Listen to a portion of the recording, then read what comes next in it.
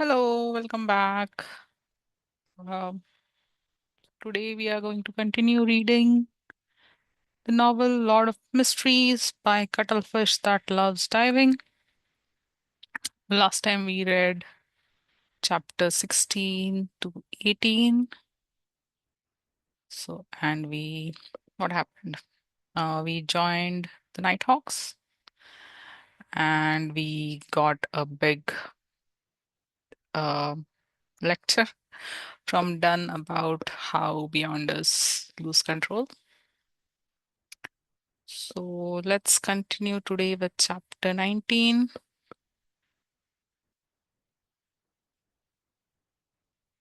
which is chapter 19, Sealed Artifacts.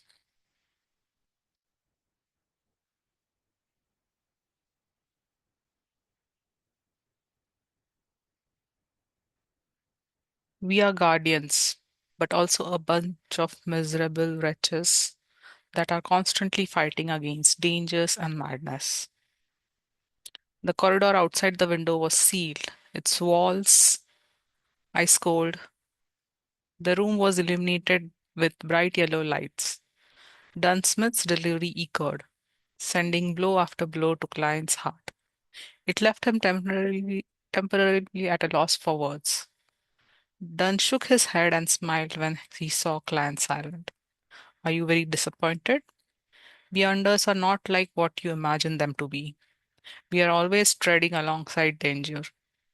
There's always a price to any gain. Clan recovered from his shock as he answered with a quivering voice. It was true that he never imagined that the halo, abnormality, and the inordinary aspects of a Beyonder would have such hidden threats. Perhaps it was only because he was hearing a description without witnessing it firsthand, and that he had been sucked into the vortex of the peculiar incident already befalling him. Client soon brought his fear, uneasiness, worry, and apprehension under control. Of course, the thought of shrinking back was inevitable. It lingered around and refused to leave. Not bad, very mature and rational. Dunn finished the last mouthful of coffee and added, also, beyonders are not as powerful as you imagine them to be, especially a low sequence beyonder. Why would we use 1 to represent the highest grade and 9 the lowest? Isn't this against the intuition and logic? The low sequence we often mention refers to a low grade or a high number. They are the starting point of the sequence chain. All right, where was I? Yes, the Beyonders are not as powerful as you imagine.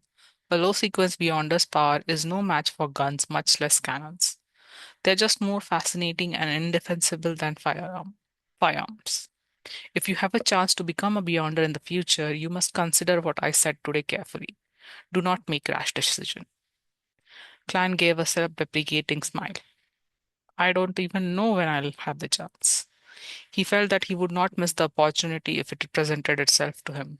Consuming the wrong potion or a higher ranked potion in the sequence could be mostly avoided. The major potential danger was the subtle influences the potions had and what he experienced from having heightened auditory and visual perceptions. For the former, he could draw on experiences from the generations of people before him. As long as he was not in rush to advance himself and patiently grasp the control over his powers, the chances of losing controls were relatively low. Furthermore, he still had to resolve the potential problem that he currently faced. He had to understand the essence of mysticism and seek a way to transmigrate back. These were the underlying reasons for taking this first step. He did not aim for higher sequence spots. If it was easy to lose control, he could just forget about advancement, stay in his original sequence, and rely on the knowledge to plan a way home. It was needless to elaborate on the potential risks. Back when Klein had the luck enhancement ritual, he was nearly driven crazy. The murmurings that nearly blew up his head were still fresh in his mind. They were not unavoidable by not becoming a beyonder. Therefore, it was better to gain power that allowed him to defend himself. With this in mind, Klein felt that the pros clearly outweighed the cons. It It made his thoughts of withdrawal almost disappear. Dunn picked up his pipe again as his grey eyes carried a smiling trace to them. I cannot give you an accurate answer on this. To become a beyonder, firstly, you must make enough contributions. Perhaps tomorrow or the day after, you would be able to interpret critical ancient documents. Maybe you could also give us valuable ideas on one of our cases. Secondly, it depends on the arrangements of the higher ups. No one can be sure. All right, I believe we should know quite a bit about Beyonders now. In the future, do not make rash decisions. Now, I'll introduce you to our Nighthawks team civilian jobs. He stood up and walked to the door. He pointed in the opposite direction of the Chanis gate and said, "We have an accountant and someone else who is in charge of procuring necessities and collecting supplies handed out by the church, and the police department while standing in as carriage driver. They are professional and do not need to take shifts, so they can rest on weekends. The other three civilian staff are Roseanne, Brent, Brett, and Old Neil. Their jobs include attending to visitors, cleaning the rooms, and writing case files and inventory registration lists. They also guard the armory, storeroom, and the archives, strictly enforcing the registration should someone wish to enter, take out, or return an item. Each of them has one day off a week, other than Sundays. They negotiate themselves on the arrangement on night shift and rest days. So, is my job scope same as Roseanne and the rest? Client swept away his thought about Beyonders and tried to clarify his job responsibilities. No, there's no need. You are a professional, said Dunn with a smile. You currently have two tasks. First, every morning or afternoon, go take a stroll outside. Focus on various streets that led from Welch's place to yours. What? Klein was dumbfounded. What kind of job is this? Is that very professional? Dunn inserted his hands into the pockets of his black trench coat and said, "After you confirm that you lost your memories, we will close the case on Welch and Naya. Similarly, that diary of the Antigonus family has vanished completely. We suspect that you brought it with you. You might have hidden it on your way home, which might be why we did not find any clues at your place. This is also likely the reason why you were not there and chose to commit suicide at home. Although you were mysteriously influenced and have forgotten this piece of memory, the human spirit and brain is very fascinating. So there might be some residual traces. Deity might not be able to obtain them through her means as a medium, but it does not mean that they do not exist. Perhaps you will feel a sense of deja vu at a familiar and critical spot. This is what we wish to obtain." Got it. Klein was enlightened. The Nighthawk's deduction of the diary's location was indeed reasonable. He was the only one alive among the people involved. Only he had the time and the motive to take the diary away and hide it on his way back. If you can find the diary this way, you will likely make enough contribution to become a beyonder, encouraged Dunn, indirectly revealing the importance of the diary. I hope, Clan nodded. Dunn changed the subject again. Secondly, you will get a day off every week. You can decide which day it is for now. When you are not outside, go to our armory and read the literature and canon books. This is a job for professional historian. When you finish them all, you will have to begin taking shifts with old Neil and the rest. All right, no problem. Client heaved a sigh of relief. This is not something too difficult. At this moment, Dunn turned his body halfway and pointed to the black outward swinging gates that was engraved with seven sacred emblems. This is Janus Gate. It is named after the creator of the modern Nighthawk system, Archbishop Janus. There is one under central cathedral of every major city. It is guarded by former Nighthawk members on rotation. Inside, there are at least two keepers who are sent by the church, as well as countless traps. You must not approach it under any circumstances, otherwise, misfortune will befall you. That sounds scary. Klein expressed his feelings. The areas inside are divided into few zones. Stored within are certain potion formulas for certain sequences and other magical materials. It is also used to temporarily hold heretics, mutants, cultists, and the members of secret organizations. They will eventually be sent to the Holy Cathedral. Introduced done in passing. Holy Cathedral, the headquarters of the Church of Evernight, located in the Winter County to the north of the kingdom. Cathedral of Serenity. Klein nodded slightly as though he was pondering over the matter. In addition, there are all sorts of classified documents and records inside. When you gain a higher clearance, you might have a chance of reading them. Dunn hesitated for a moment before adding, behind the Chanis gate, there's also sealed artifacts in the basement. Sealed artifacts? Klein ruminated on the terms. It sounded like a specialized term. Some of the extraordinary items we gather and retrieve are just too important and magical. If they fall into wrong hands, it would cause immense destruction. Therefore, we have to keep it strictly confidential and watch them carefully. Even we can only use it under special circumstances. Besides, with that said, Dunn paused for a moment before continuing.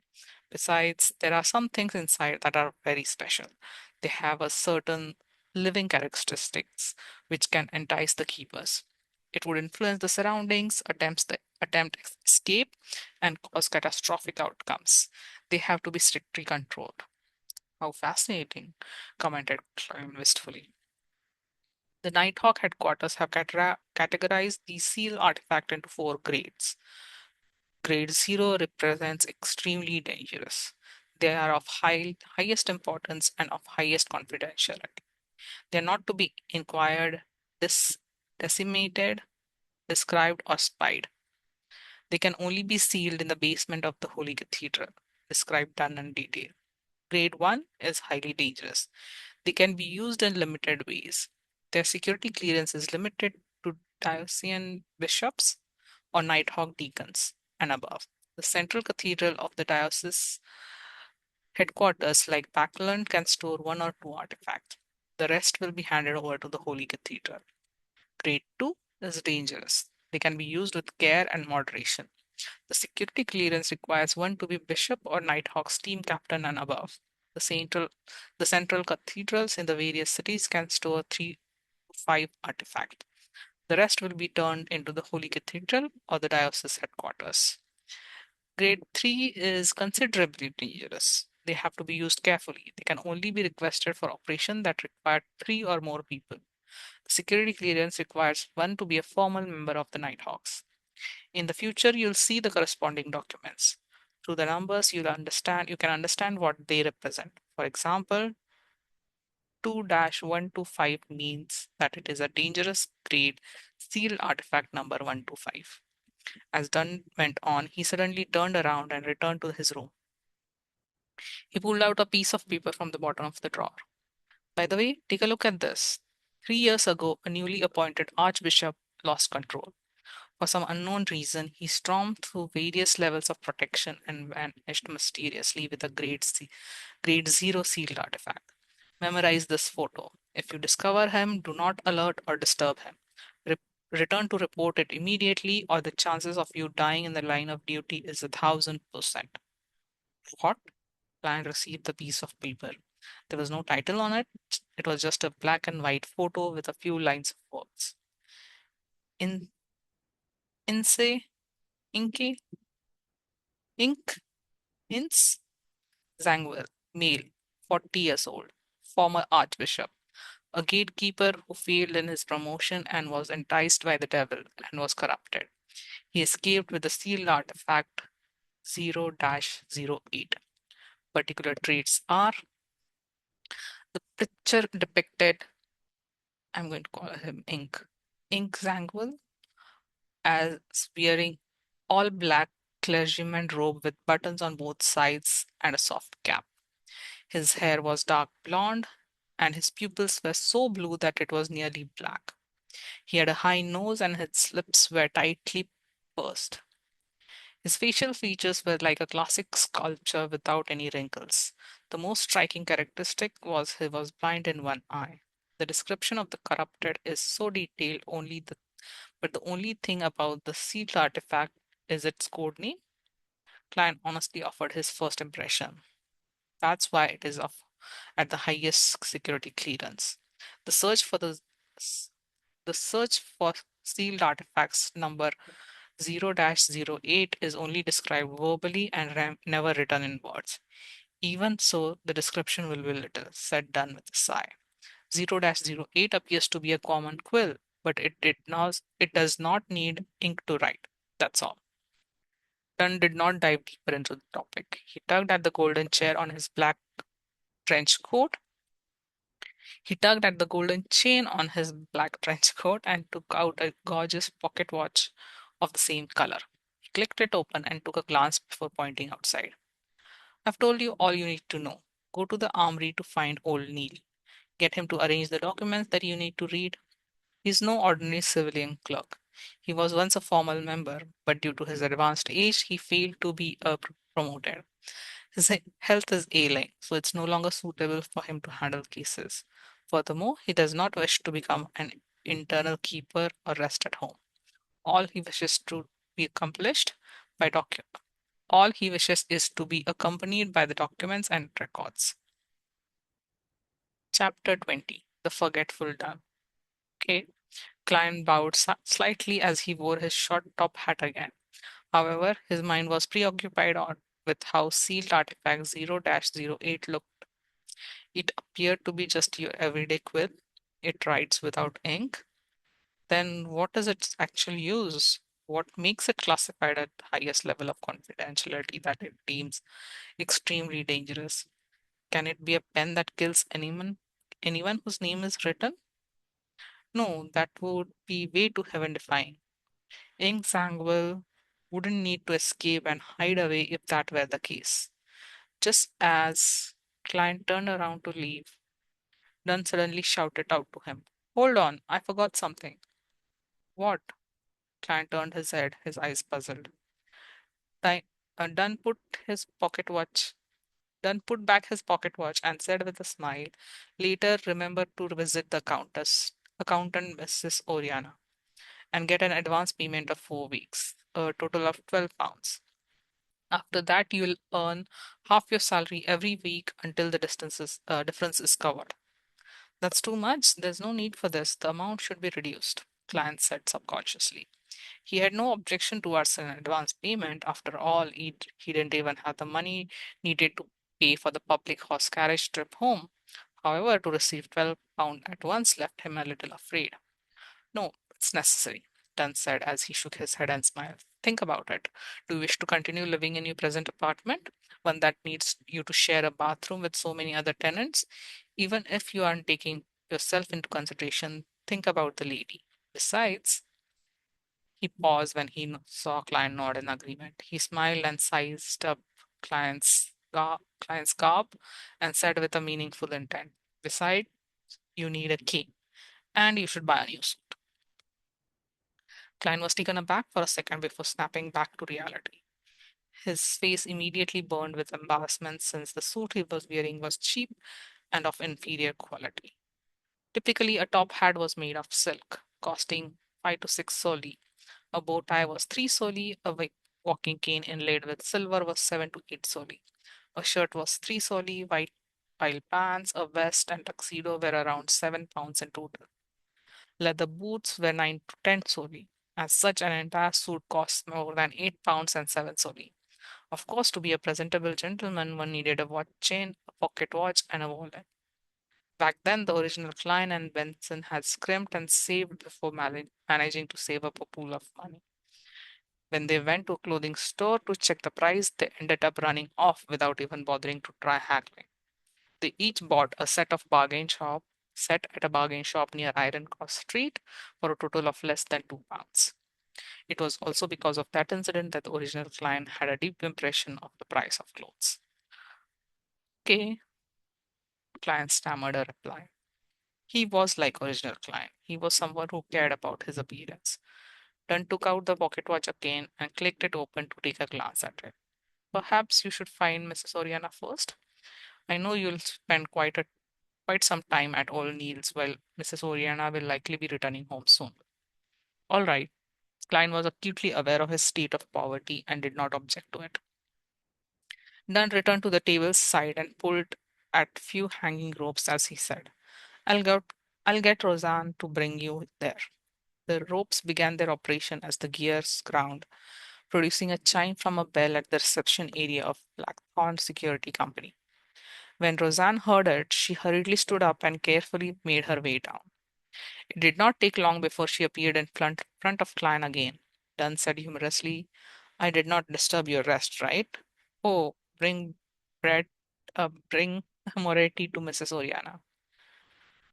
Roseanne secretly curled her lips as she answered happily, All right, Captain. Is that all?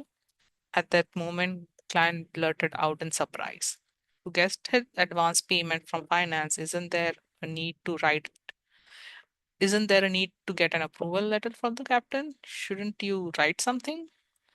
So Dunn returned with a question.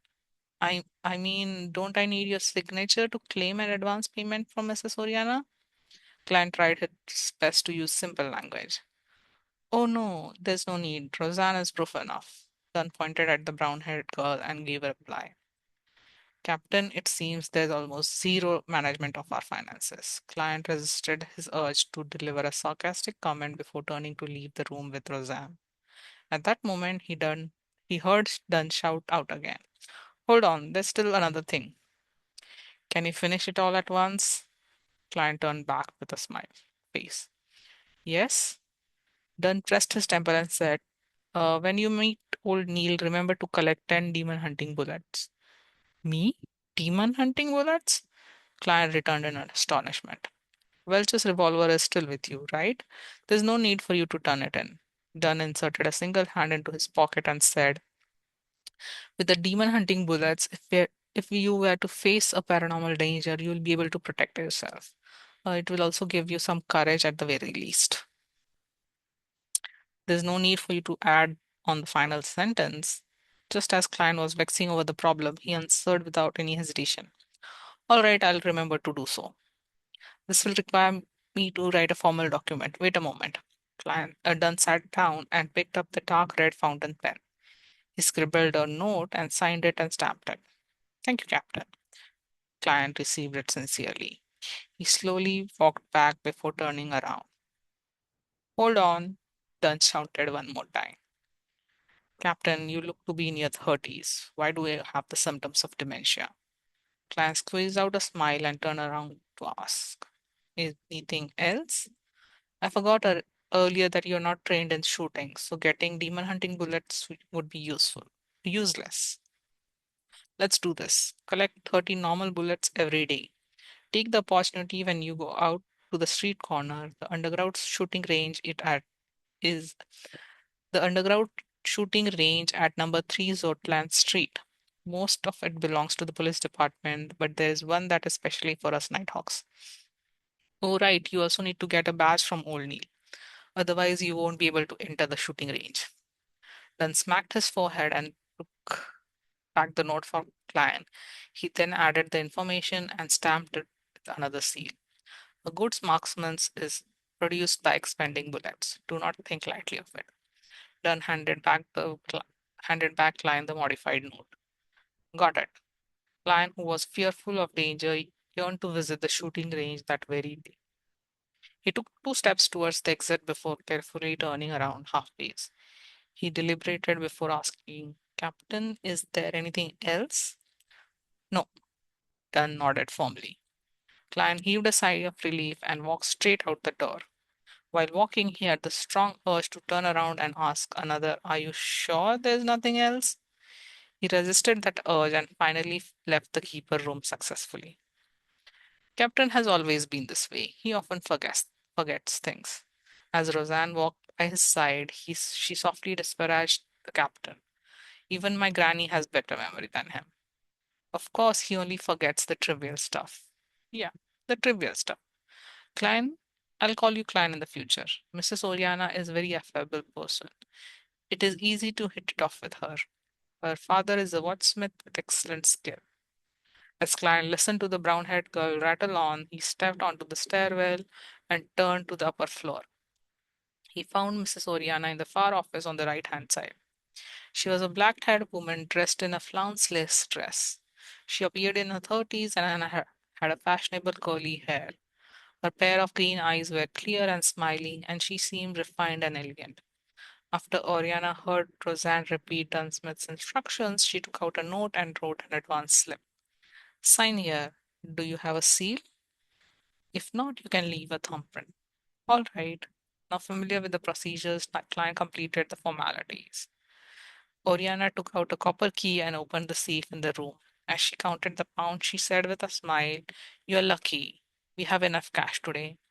By the way, client, were you invited by Captain because you were involved in a paranormal activity and the fact you have a specialty?"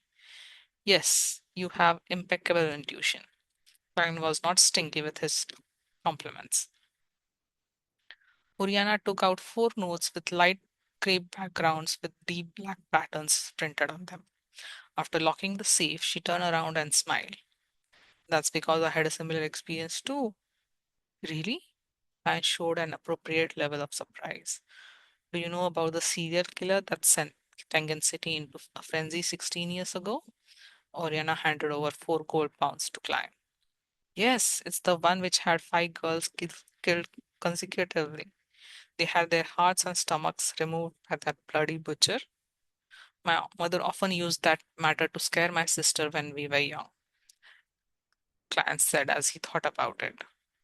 He received the notes and discovered that two of them were in £5 denominations and two of them were in £1 denominations. All of them had grey background and were inked in black. Four corners had complicated patterns and special ink to prevent counterfeiting. The former notes were slightly bigger, and the middle of them was Loan Kingdom's fifth king, George the Third's direct ancestor, Henry Augustus I. He wore a white hairband above his rotund face. His eyes were slender and he had an abnormally serious expression. However, Klein felt an indescribably sense of closeness to him. This was a £5 note. It was almost equal to 4 weeks of Benson's salary. In the middle of the £1 note was George III's father, former King William Augustus VI. This might wielder had a thick mustache and a firm gaze. While he was in power, he freed the Loan Kingdom from the shackles of old order, allowing his nation to regain the pinnacle spot. They were all good kings. Klein could faintly smell the notes ink that elated and refreshed him. Yes, if Nighthawks had not come in time, I would have been the sixth victim. Mrs. Oriana Stone was still hinted at the sense of lingering fear despite the incident having happened more than 10 years ago. I heard that the serial killer, uh, no, the butcher was a beyonder. Klein carefully folded the paper note and placed it in an inner pocket of his suit. He then patted the area a few times to confirm it was there. Yes, Mrs. Oriana gave a firm nod. He had killed even more before that. The reason why he was captured was because he was preparing a ritual for the devil. No wonder he wanted different organs. Sorry, Mrs. Oriana, for making you recall such an unpleasant memories, said Client sincerely. Oriana smiled. I'm no longer afraid. I was studying accountancy in business school back then. After that incident, I have been here ever since. All right, I'll stop keeping you from what you should do. You still need to head to Old Neil's. Goodbye, Mrs. Oriana. Client took off his hat and bowed before leaving the office. Before he went downstairs, he could not help but pat his inner pocket to make sure the £12 were still there. He did a turn at a cross junction and headed right. It did not take him long to see a half-closed door. When he knocked, an aged voice sounded from inside. Come in. Clan pushed open the metal door and discovered a cramped room which only allowed for a desk and two chairs. There was a tightly locked iron door inside the room, and behind the desk was a hoary elder dressed in a black robe. He was reading a few yellowed pages from a book with the illumination of a gas lamp. He raised his head and looked at the door. Are you Clan Moretti? Roseanne said you were very polite when she came over a while ago. Roseanne is a really friendly person. Good afternoon, Mr. Neil. Clan took off his hat as a gesture of respect. Have a seat. Neil pointed to the silver tin can with complex flowery patterns on the table. Would you like a cup of hand ground coffee? The wrinkles at the edge of his eyes and mouth were deeply recessed. His dark pupils appeared slightly turbid. It doesn't seem like you drink coffee. Klein acutely noticed that Neil's porcelain cup was filled with clear water. It's a habit of mine. I do not drink coffee after 3 in the afternoon, Neil explained with a laugh. Why? Klein asked in passing. Neil held back his smile as he looked into Klein's eyes and said, I'm afraid it would affect my sleep at night. It will make me hear the murmurings of unknown existence. Klein was momentarily unable to answer him as he changed the subject. Mr. Neil, what document and book should I read? As he spoke, he took out the note written by Dunn. Anything that has to do with history or is complicated and incomplete. To be honest, I have always been trying to learn, but all I can achieve is a rudimentary grasp. It's just too troublesome for other materials such as people's diaries, contemporary books, epitaphs, etc., lamented Neil. For example, so the things I have here require more detailed historical records to determine the exact content. Why? Client turned confused. Neil pointed out to a few yellowed pages in front of him. These are from Roselle Gustave's lost diary before his death. In order to keep things secret, he used strange symbols he invented to take record.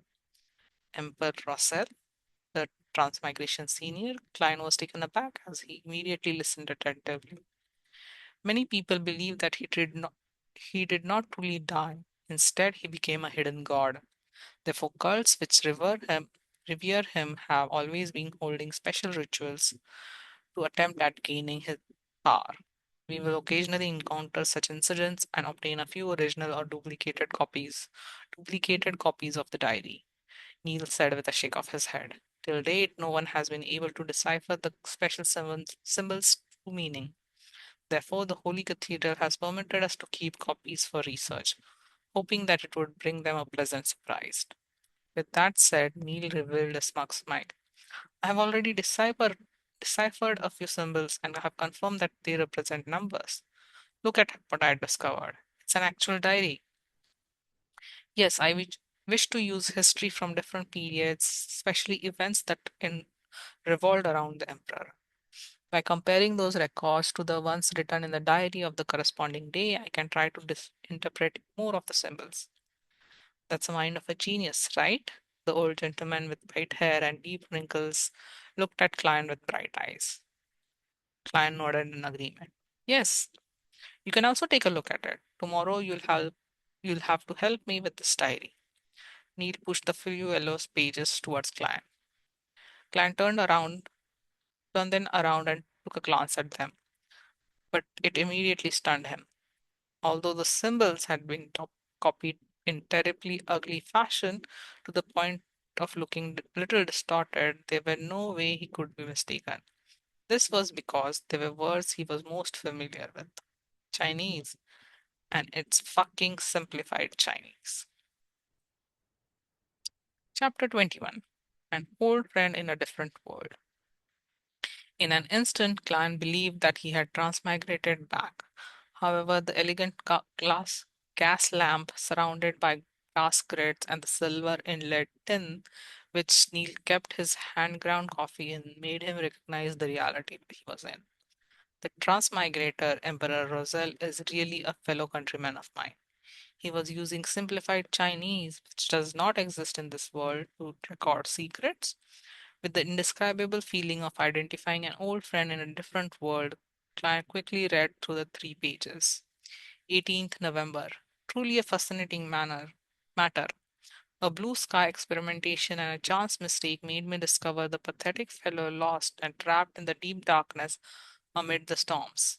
He can only approach the reality of this world on the day of full moon every month. Yet he is unable to transmit his cries. He's lucky to have met me, the protagonist of this era. After reading the paragraph I wrote above, I suddenly felt a little down. Even my Chinese is written like a translation. 4 decades have passed in a snap. My past memories feel more like a dream. 18 1184, 1st January. At the grand new gala, Lady Florena was truly splendid. 2nd January. My diplomats are all idiots. 3rd January. I made a hasty choice back then. In sight, I should have chosen the apprentice, the seer, or the marauder. Unfortunately, there's no way of redoing it. 4th January. Why are my children so stupid? I have repeated myself so many times. Don't be fooled by those charlatans. The key thing about potions is not about grasping them but digesting them. It is nothing about tapping pass but acting. And the name of a potion is not solely symbolic at its core, but a concrete imagery and the key to digestion. 9 September. An alliance opposing me has been established.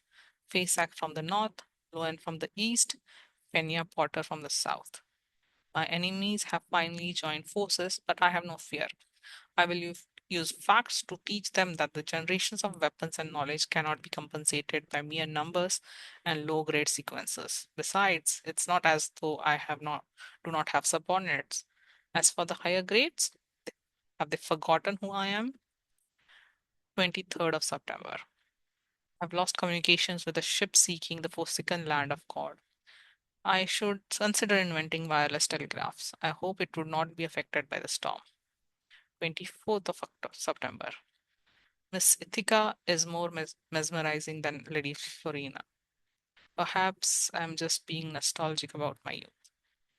Due to the complexity of characters in simplified Chinese, the font was slightly larger than normal, leading to less content on each page. Furthermore, for preservational and research purposes, back of each page was left empty. But even so, client still felt an upheaval of emotions when he read the diary. In particular, Emperor Rosel's description of the crux of potion made him feel like he found a path to the solution. He was thrilled at having such priceless secret. Perhaps this will be a beacon for my future path as a beyonder. Well, the 3 pages belong to entries at different times. It seems Emperor Rosel only writes the year on the first entry of each year. It cannot be determined which year the 2 pages with September and November belong to. Who is this pathetic fellow he discovered? What do digesting and acting actually mean? Where is this forsaken land of God? These questions bubbled in Client's head. It made him eager to immediately gather all of Emperor Rosel's diary and read it from cover to cover. Client, at that moment, old Neil asked puzzledly across him. Ne- Client jolted awake as he hurriedly covered up with a laugh. I thought I would be the most special one. I was trying to decipher and interpret it. You are young indeed. Client old Neil nodded, laughing. I once believed that I was the most special one as well. Client flipped to the 3 pages in his hand, and after confirming that he had not missed anything, he handed it over to old Neil and thoughtlessly asked, do we only have these few pages? I want to see more of Emperor Rosel's diary. Did you think there would be many? Old Neil caressed the scripts and his wrinkles deepened from his cough. There are not many incidents a year that involve beyonders and the mysteries to begin with. The major reason is gradual extinction of the extraordinary species in our northern continent. Without them, there won't be a lot of oceans, causing the number of beyonders to reduce with time. Over the past few centuries, dragons, giants, and elves have become simply records in books. Even the sea folks are no longer seen near the coastal waters. Upon hearing this, Client suddenly thought of a meme. He immediately said with a smile, I think it's time to establish a Dragons and Giants Protection Association. Old Neil looked confused when he heard that. It took him quite some time to figure out what it meant.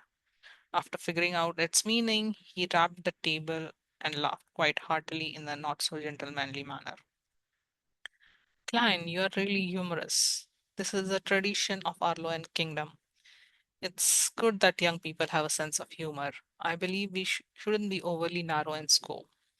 Why are we only protecting dragons and giants? It should be called Fantastic Beasts Protection Association. No, no, no. How can we forget about those poor plants? Poor plants. Plan shook his head. The exchange looked and proclaimed in unison, Fantastic Organisms Protection Association. Both of them laughed practically. The awkwardness and the unfamiliarity of the atmosphere between them dissipated considerably. There are few interesting young people like you these days. Where was I? Old Neil's wrinkles suffused with a smile as he said, I remember there are not many incidents a year that involve beyonders and mysteries to begin with. I don't like that word. Who revere the people who revere Emperor Russell are the minority of the minority. It's already pretty good that we obtained these three scripts. Well, the other larger cathedrals or dioceses might have some. This word, diocese.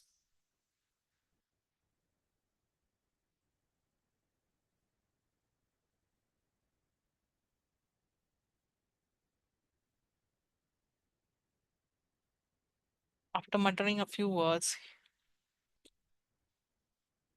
he took the approval note which Klein had planted on the table earlier and took a look. Are they pistol bullets, rifle bullets, or steam pressure bullets? It's a revolver, Klein answered honestly. All right, I'll go get them. Do you have an underarm holster? As a gentleman, we can't let you have something bulging below your waist in public. Neil made a joke that all men understood. No. Do I need to get Captain to include it? Klein smiled cooperatively. Old Neil stood up and said, There's no need. I just need to make a record. It's an accessory item. Repeat after me. Accessory item. Were you a teacher in the past? Joked Klein. I spent some time at church Sunday school and free schools. Old Neil waved the note and took out a key from the drawer. He opened the iron door that led to an inner chamber. Beyonders do not seem much different from commoners, Klein muttered silently before casting his gaze on the table where the 3 pages of the diary were. Emperor Rossel is indeed involved in the realm of mystery. His diary is invaluable. To others, they are just pieces of scrap paper. It is unknown when they will be deciphered. They are valuable treasures to me.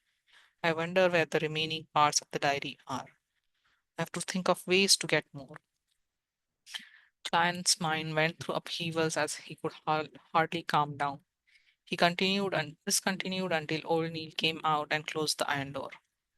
10 demon hunting bullets, 30 revolver bullets, an oxhide underarm holster, and a 7th Unit Special Operation Department's badge.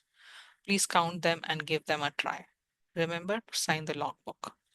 Old Neil placed the items down the table. The revolver bullets were arranged neatly in a paper box which was divided into 3 layers.